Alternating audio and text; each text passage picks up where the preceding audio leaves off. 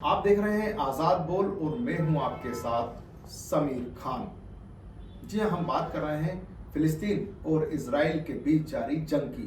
Israel Gaza पर ताबड़तोड़ हवाई हमले कर रहा है। इन हमलों में हजारों लोग अपनी जान गंवा चुके हैं, लेकिन अगर हम इतिहास के पन्ने पलटाएं तो पता चलता है कि गाजा की जमीन पर बार बार इस तरह के हमले होते रहे हैं। समय समय पर मिस्र, ग्रीक, रोमन, यहूदी और ऑटोमन समेत अन्य कई साम्राज्य गाजा पर हमला करते रहे हैं और हर हमले का खामियाजा यहाँ के लोगों को अपनी जान देकर भुगतना पड़ा है।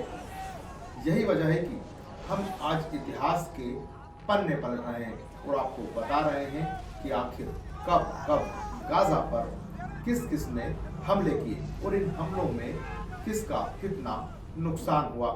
इतिहास बताता है कि गाजा का इतिहास उसके वर्तमान जैसा ही है। 4000 साल से गाजा के लोग इन हमलों में मारे जा रहे हैं। यह इलाका उन गिने चुने क्षेत्रों में शामिल है जो समय समय पर मिस्र, ग्रीक, रोमन और ऑटोमन साम्राज्य का हिस्सा रहा है। कभी फिरौन ने तो कभी सिकंदर के कत्ले आम का जहां यहाँ के लोग शिकार हुए हैं। जी हाँ, बिल्कुल, हमेशा यहाँ पर जंग होती रही है। अगर हम बात करें गाजा की स्थापना की तो पता चलता है कि 3000 ईसा पूर्व में गाजा की स्थापना हुई है। मिस्र के प्राचीन लेखों में इसका जिक्र भी गजात के रूप में हुआ है। इस शहर का नाम गजात, हजारों साल तक इसका नाम गजात ही रहा। खास बात यह है कि यह हमेशा अपने पड़ोसी मिस्र देश से काफी प्रभावित रहा और एशिया के लिए एक मार्ग के तौर पर, मतलब एक रास्ते के तौर पर इसका इस्तेमाल होता रहा है। पहले मिस्र के फिरौन, फिर यहूदी राजा डेविड ने इस क्षेत्र पर कब्जा किया।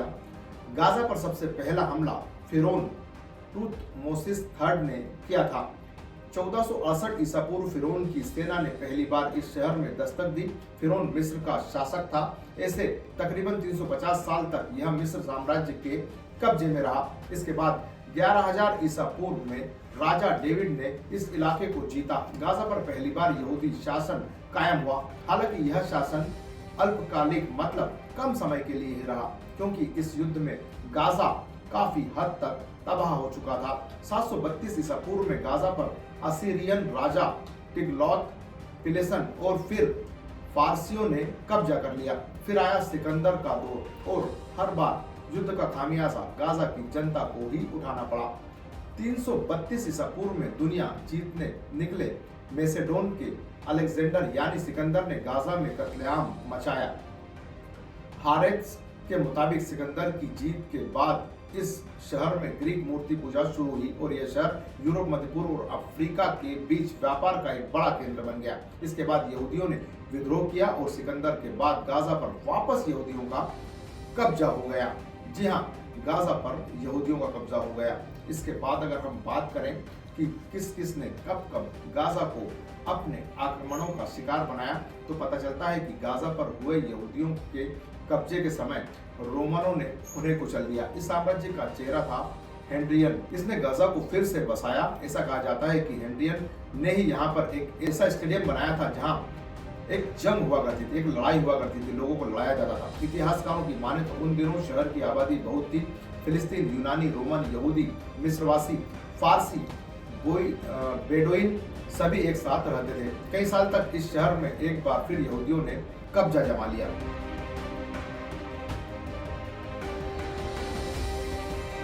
अब हम बात करते हैं बाइबल में भी गाजा का जिक्र क्यों आया है। बाइबल में कई जगह गाजा का जिक्र किया गया है। खासतौर से बाइबल में बताया गया है कि जब शिमशोन तिम्ना नगर गया था तब शिमशोन के तिम्नाह नगर में एक फिलिस्तीनी लड़की देखी थी। अपने माता पिता से कहा था कि मेरा विवाह उससे करा दीजिए। उस लड़की का नाम दलीला था, जिसने बाद में शिमशोन को धोखा भी दिया था। ऐसा माना जाता है कि बाइबल में जिस तिम्ना नगर का जिक्र किया गया है वह गाजा था, जो उस वक्त फिलिस्तीन के अधीन हुआ करता था।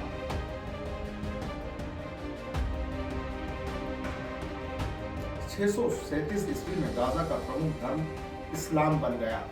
जी हाँ, मुस्लिम जनरल अम्र इब्न अल आस ने गाजा में जीत के बाद गाजा में इस्लाम प्रमुख धर्म की स्थापना की। यहाँ के निवासियों ने धर्म परिवर्तन किया और अरबी यहाँ की मुख्य भाषा हो गई। 796 ईस्वी में अरब जनजातीय युद्ध हुआ था और एक बार फिर गजा का पुनर्निर्माण कराया गया। 16वीं शताब्दी में गजा को तुर्कों ने कब्जाया और ऑटोमन साम्राज्य का भी यह एक हिस्सा रहा है।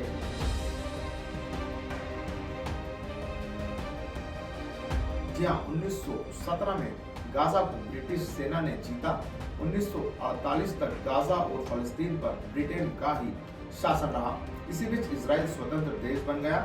जब अरब सेनाओं ने इस पर आक्रमण किया तो इजराइल ने पहली बार गाजा पर कब्जा कर लिया।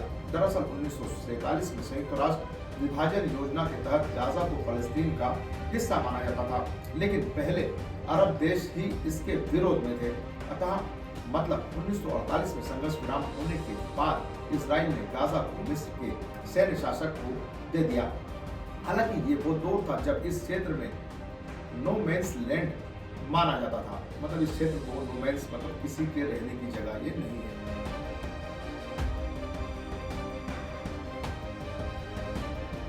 अब हम बात करते हैं इस क्षेत्र में यहाँ के निवासियों को मिस्र की नागरिकता भी नहीं मिली और अन्य सुविधाएं भी नहीं मिली। 1956 में सिनाई अभियान के दौरान इजराइल ने फिर गाजा पट्टी को कब्जा लिया।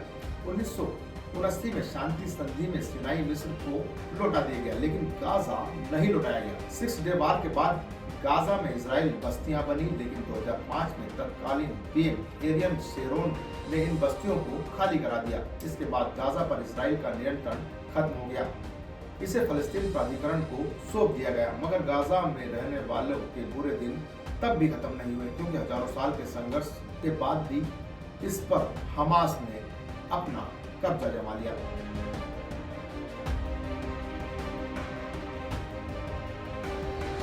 हम एक बात और बताते हैं, फिरौन की लाश का गाजा और मस्जिद अल अक्सा से क्या संबंध है। 3500 साल पहले श्रापित जिसे कहा जाता है फिरौन की लाश एक रहस्य बनी थी। 1898 में मिस्र के लाल सागर के किनारे एक अति प्राचीन मानव शरीर मिला, जो आश्चर्यजनक रूप से हजारों सालों के गुजर जाने के बाद भी सुरक्षित था और सभी को इस मृत शरीर का रहस्य जानने की उत्सुकता थी। तो इसलिए इस शरीर को 1981 में चिकित्सकीय खोज के लिए फ्रांस मंगवाया गया और इस शरीर पर डॉक्टर मोरिस से लेकर कई लोगों ने परीक्षण किया। डॉक्टर मोरिस ने निष्कर्ष निकालने के बाद बताया कि यह जिस व्यक्ति का शरीर है उसे ना तो समुद्र डुबो रहा है, ना ही जमीन खा रही है। अब हम बताते हैं फिरौन ने इस हालत में वो क्यों पहुंचा, क्योंकि वह उसने खुदाई का दावा कर दिया था। मतलब वो बता रहा था कि मैं ही इस दुनिया का खुदा हूँ, मेरी आप पूजा करो। यह दौर था हजरत मूसा अलैहिस्सलाम, इस्लाम के एक पैगंबर का। और कमाल की बात यह है कि फिरौन के मरने के बाद भी उसकी लाश आज तक सड़ी नहीं है। पूरी दुनिया के लिए यह एक चमत्कार है। और ये बताया जा रहा है कि हर साल 14 मार्च को जंगली चूहे इस लाश पर छोड़े जाते हैं, जो उस लाश का मटन मतलब गोश्त खा लेते हैं, लेकिन ये वापस से वो लाश वैसी ही हो जाती है, मतलब गोश्त फिर से आता है। फिरौन तो मर गया, लेकिन उसका शरीर आज भी जिंदा है। फिरौन ने जब खुदाई का दावा किया था तो ऐसा बताया जाता है मुस्लिम धर्म के मानने वालों द्वारा कि अल्लाह पाक ने फरमाया कि उसके जिस्म से जान निकाल लूंगा और उसकी लाश को कयामत तक लोगों के लिए इबरत की निशानी बना दूंगा। अगर आप फिरौन की लाश आज भी देखें तो केवल आपको ऐसा लगेगा कि कोई आदमी सोया हुआ है। और एक कमाल की बात, फिरौन की लाश न जमीन में दफन होती है, ना ही पानी में डूब पाती है, इसे हवा में ही रखा जाता है। बताया जाता है कि जब फिरौन के द्वारा किए गए खुदाई के दावे मतलब अपने आप को गॉड बनाने के दावे के कारण आज भी वैज्ञानिकों के सामने भी यह एक बड़ा रहस्य है। अब मुस्लिम समाज का क्या कहना है इजराइल और फिरौन को लेकर। फिरौन से सबक नहीं लिया यहूदियों ने, ऐसा दावा है। मुस्लिम धर्म के मानने वालों का मत है कि यहूदियों के सामने फिरौन एक उदाहरण है, लेकिन यहूदी अल्लाह को तो मानते हैं और अल्लाह के पैगंबर इब्राहिम अलैहिस्सलाम को भी मानते हैं, और फिर भी अल्लाह के घर मस्जिद अल अक्सा को लेकर गाजा के मुसलमानों पर अत्याचार कर रहे हैं। इस्लाम के मानने वालों का मत है कि यहूदियों का हश्र भी फिरौन की तरह होगा, क्योंकि यहूदी इस बात को मानने को तैयार नहीं है और वो इजराइल और यहूदी मिलकर हम ये कहें कि लगातार जुल्म गाजा पर कर रहे हैं।